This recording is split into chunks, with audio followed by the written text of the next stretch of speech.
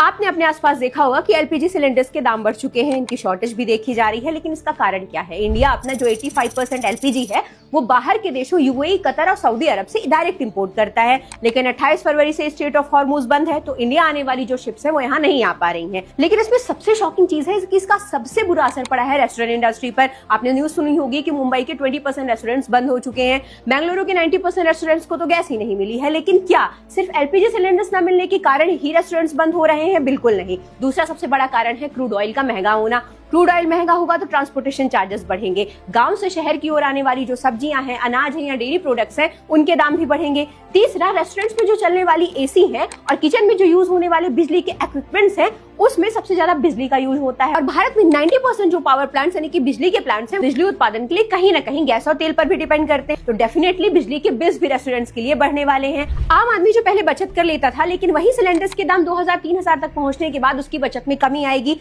जिससे रेस्टोरेंट्स में जाने के बजाय वो स्ट्रीट फूड की तरफ शिफ्ट होगा, जिससे रेस्टोरेंट इंडस्ट्री डेफिनेटली प्रभावित होगी। लेकिन आखिर इसके प्रभावित होने से भारत को क्या? आपको पता होना चाहिए कि भारत की restaurant industry 3% of Indian GDP है, वहीं 75+ लोगों को रोजगार प्रदान करती है। और आप रेस्टोरेंट्स में जाने के बाद जो बिल में 5% और 18% का जीएसटी देके आते हैं, वो डायरेक्ट जाता है सरकारी खजाने पर। और अगर रेस्टोरेंट इंडस्ट्री प्रभावित हुई तो इसका सबसे बुरा असर पड़ेगा किसानों पर, क्योंकि किसानों की जो अनाज और सब्जियां हैं उसका सबसे बड़ा मार्केट है रेस्टोरेंट इंडस्ट्री।